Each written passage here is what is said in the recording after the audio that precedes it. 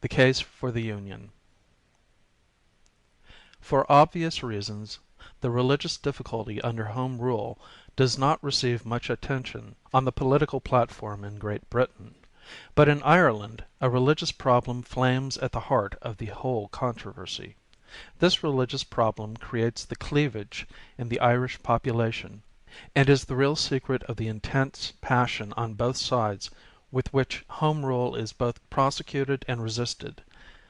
Irishmen understand this very well, but as Home Rule, on its face value, is only a question of a mode of civil government, it is almost impossible to make the matter clear to British electors. They say, "What has religion got to do with Home Rule?" Home Rule is a pure question of politics, and it must be solved on exclusively political lines. Even if this were so, might not Englishmen remember that the Nationalist members of Parliament have been controlled by the Church of Rome in their votes on the English education question? I mention this to show that under the disguise of pure politics, ecclesiastical authority may stalk in perfect freedom through the lobbies of the House of Commons. It is, then, an absolutely incredible thing that what has been done in the English Parliament in the name of politics may be done openly and undisguised in the name of politics in a Home Rule Parliament. That such will be the case I shall now attempt to show. Let us begin with the most elementary facts. According to the official census of 1911, the population of Ireland is grouped as follows: Roman Catholics 3,238,656, Irish Church 575,489, Presbyterians 439,876, Methodists 61,806, all other Christian denominations 57,718, Jews 5,101, information refused 3,305. I beg the electors of Great Britain to look steadily into the above figures, and to ask themselves who are the Home Rulers and who are the Unionists in Ireland. Irish Home Rulers are almost all Roman Catholics, and the Protestants and others are almost all stout Unionists. Does this fact suggest nothing? How is it that the line of demarcation in Irish politics almost exactly coincides with the line of demarcation in religion? Quite true, there are a few Irish Roman Catholics who are Unionists, and a few Protestants who are Home Rulers. But they are so few and so uninfluential on both sides that the exception only serves to prove the rule. These exceptions, no doubt, have been abundantly exploited, and the very most has been made of them, but the great elementary fact remains, that 1/4 of the Irish people, mostly Protestant, are resolutely, and even passionately, opposed to Home Rule. And the remarkable thing is that the most militant Irish Unionists for the past 20 years have not been the members of the Irish Church, who might be suspected of Protestant ascendancy prejudices, but they are the Presbyterians and Methodists, who never belonged to the old Protestant ascendancy party. It is of Irish Presbyterians that I can speak with the most ultimate knowledge. Their record in Ireland requires to be made perfectly clear. In 1829 they were the champions of Catholic emancipation. In 1868 they supported Mr. Gladstone in his great Irish reforms. They have been at all times the advocates of perfect equality in religion, and of unsectarianism in education. They stand firm and staunch on these two principles still. But they are the sternest and strongest opponents of Home Rule, and their reason is because Home Rule spells for Ireland a new religious ascendancy and the destruction of the unsectarian principle in education. I ask on these grounds that English and Scottish electors should pause for a moment and open their minds to the fact that there is a great religious problem at the heart of Home Rule. Irish Presbyterians claim that they know what they are doing, and that they are not the blind dupes of religious prejudice and political passion. It is for a great something that they have embarked in this conflict. They are determined to risk everything in this resistance, and in proportion as the danger approaches, in like proportion does their hostility to the Home Rule claim increase. What, then, is the secret of this determination? It lies in a nutshell. A Parliament in Dublin would be under the control and domination of the Church of Rome. Two facts in Irish life render this not only likely and probable, but inevitable and certain. The first fact is that 3/4 of the members would be Roman Catholic, and the second fact is that the Irish people are the most devoted Roman Catholics at present in Christendom. No one disputes the first fact, but the second requires to be made clear to the electors of Great Britain. Let no one suppose that I am finding fault with Irishmen for being devoted Roman Catholics. What I wish to show is that the Church of Rome would be supreme in the new Parliament, and that she is not a good guardian of Protestant liberties and interests. Ireland has been for the last 2 generations brought into absolute captivity to the principles of Ultramontanism. When Italy asserted her nationality and fought for it in 1870, Ireland sent out a brigade to fight on the side of the Pope.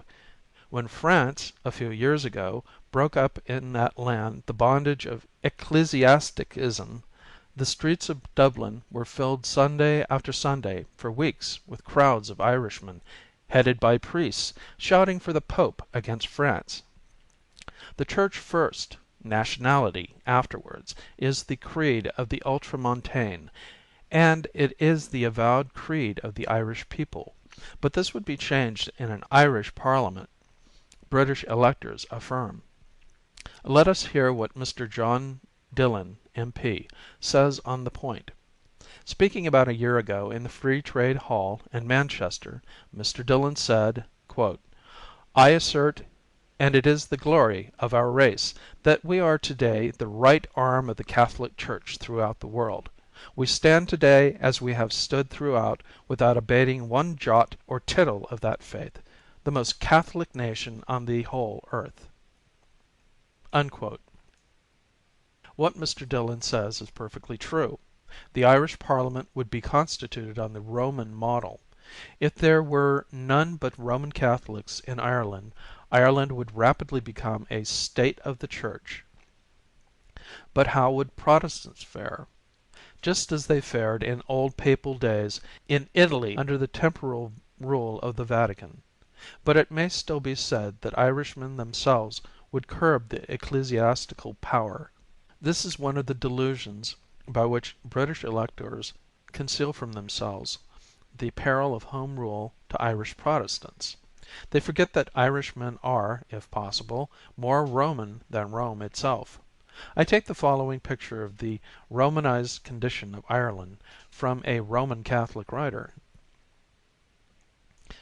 Quote, "Mr. Frank Hugh O'Donnell, who believes in the Papal Church in every point, who accepts her teaching from Nicaea to Trent and from Trent to the Vatican, says, while the general population of Ireland has been going down by leaps and bounds to the abyss, the clerical population has been mounting by cent. per cent. During the same period. A short time ago, when an Austrian cabinet was being heckled by some anti-clerical opponents upon its alleged encouragement of an excessive number of clerical persons in Austria, the minister replied, 'If you want to know what an excessive number of the clergy is like, go to Ireland. In proportion to their population, the Irish have got 10 priests and nuns to the one who exists in Austria.' I do not prejudge the question. They may be wanted in Ireland. But let not honorable members talk about over-clericalism in Austria until they have studied the clerical statistics of Ireland. A Jesuit visitor to Ireland on returning to his English acquaintances, and being asked how did he find the priests in Ireland, replied, "The priests in Ireland? There is nobody but priests in Ireland. Over there they are treading on one another's heels." While the population of Ireland has diminished one half, the population of the presbyteries and convents has multiplied threefold or more. Comparisons are then instituted between the sacerdotal census of Ireland and that of the European papal countries. I shall state results only. Belgium has only one archbishop and 5 bishops, but if it were staffed with prelates on the Irish scale it would have 9 or 10 archbishops and some 60 bishops. I suppose the main army of ecclesiastics in the two countries is in the same grossly incongruous proportions, 10 or 12 priests in Ireland for everyone in Belgium.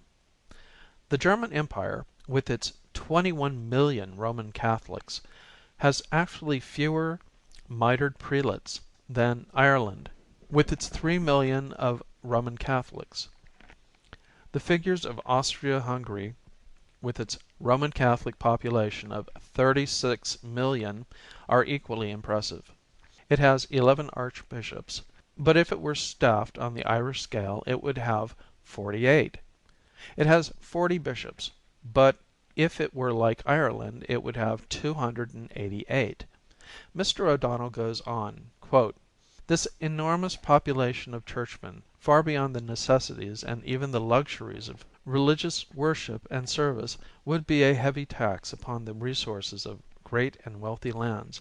What must it be for Ireland to have to supply the episcopal villas, the new cathedrals, and handsome presbyteries, and handsome incomes of this enormous and increasing host of reverend gentlemen, who, as regards 5/6 of their number, contribute neither to the spiritual nor temporal felicity of the island?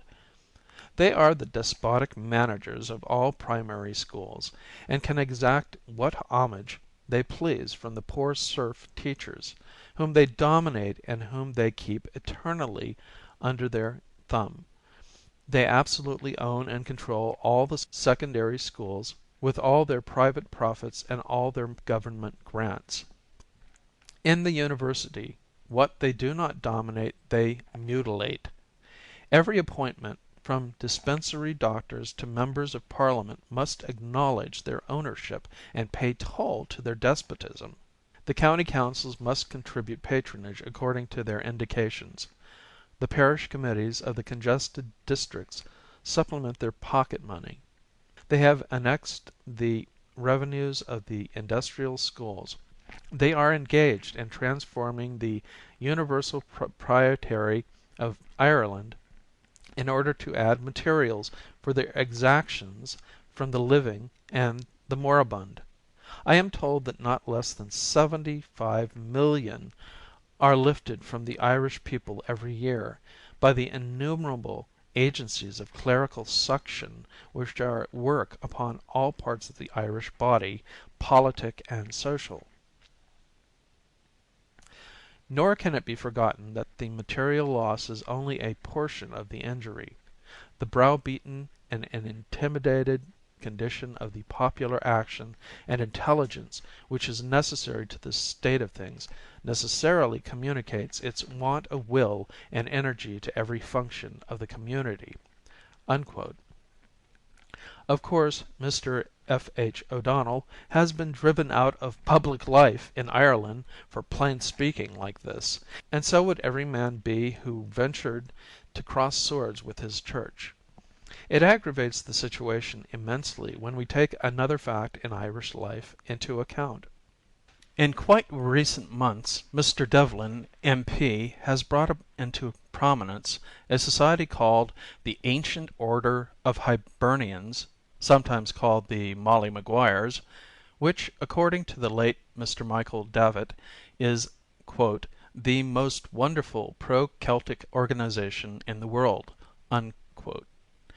This is a secret society which at one time was under the ban of the Church, but quite recently the ban has been removed and priests are now allowed to join the order. The present Pope is said to be its most powerful friend. It has branches in many lands, and it is rapidly gathering into it all the great mass of the Irish Roman Catholic people. This is the most wonderful political machine in Ireland. Mr. William O'Brien, M.P., has recently given an account of this society which has never been seriously questioned.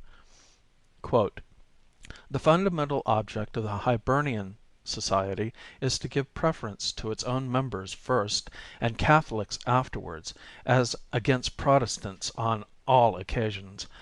Whether it is a question of custom, office, public contracts, or positions on public boards, Molly Maguires are pledged always to support a Catholic as against a Protestant. If Protestants are to be robbed of their businesses, if they are to be deprived of public contracts, if they are to be shut out of every office of honor or emolument, what is this but extermination? The domination of such a society would make this country a hell. It would light the flame of civil war in our midst and blight every hope of its future prosperity." Unquote. And now we reach the core of the question. It is perfectly clear that Home Rule would create a Roman Catholic ascendancy in Ireland, but still it might be said that the Church of Rome would be tolerant. On that point we had best consult the Church of Rome herself. Has she ever said that she would practice toleration towards Protestants when she was in power? Never. On the contrary, she declares most clearly that toleration of error is a deadly sin. In this respect the Church of Rome claims to differ toto colio from the churches of the Reformation. In Ireland she has passed through all the stages of ecclesiastical experience, from the lowest form of disability to the present claim of supremacy. In the dark days of her suffering she cried for toleration, and as the claim was just in Protestant eyes, she got it. Then, as she grew in strength, she stretched forth her hands for equality, and as this too was just, she gradually obtained it. At present she enjoys equality in every practical right and privilege with her Protestant neighbors.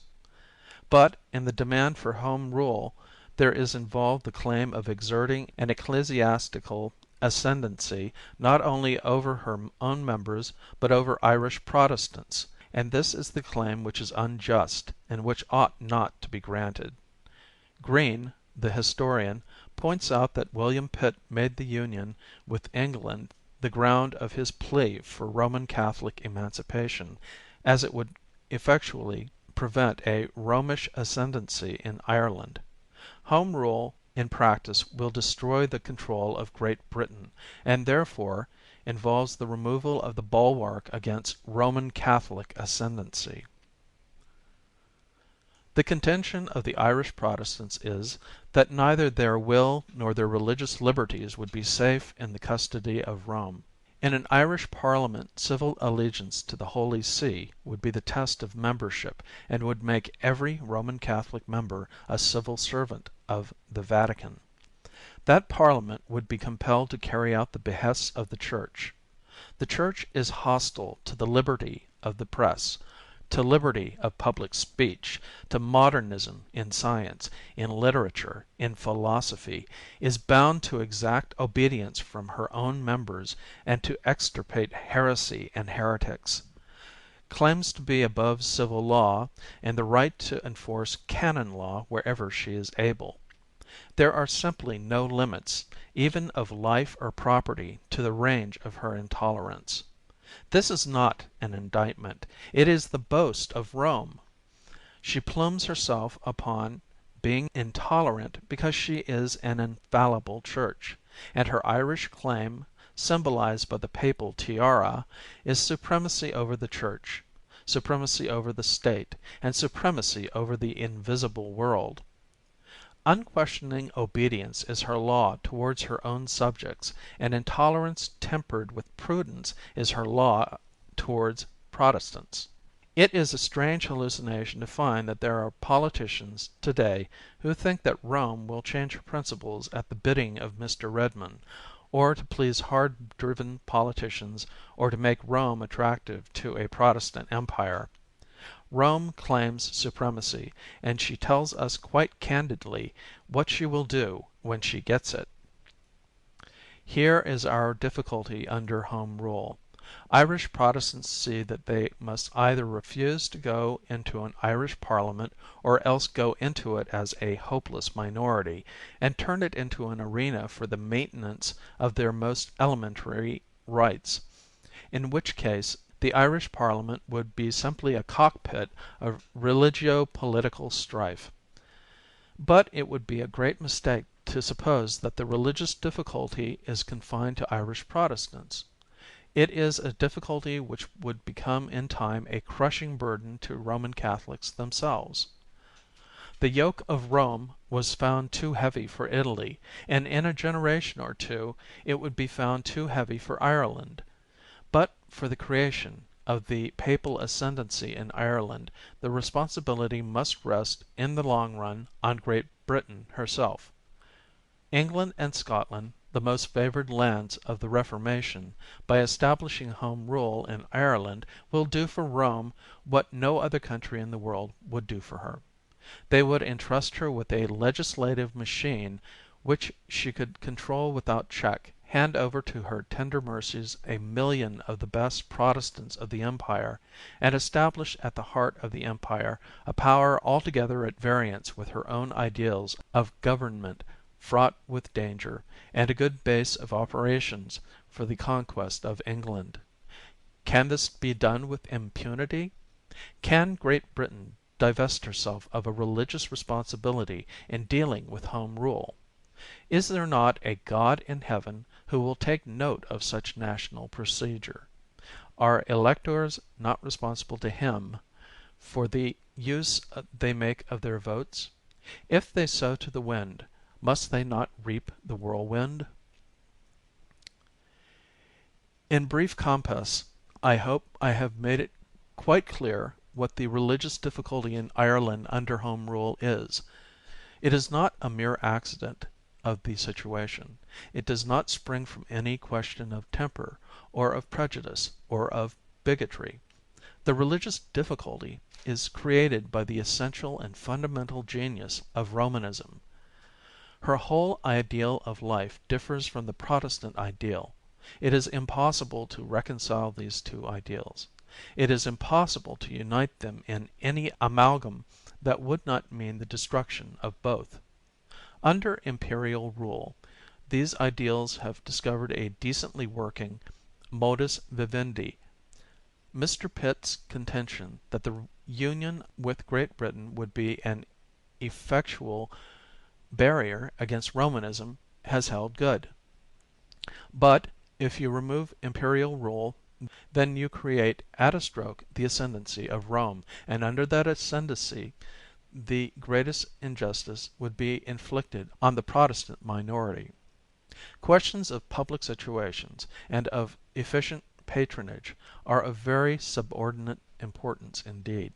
Mr. Redmond demands that Irish Protestants must be included in his Home Rule scheme, and threatens that if they object they must be dealt with "by the strong hand," and his Home Rule Parliament would be subservient to the Church of Rome.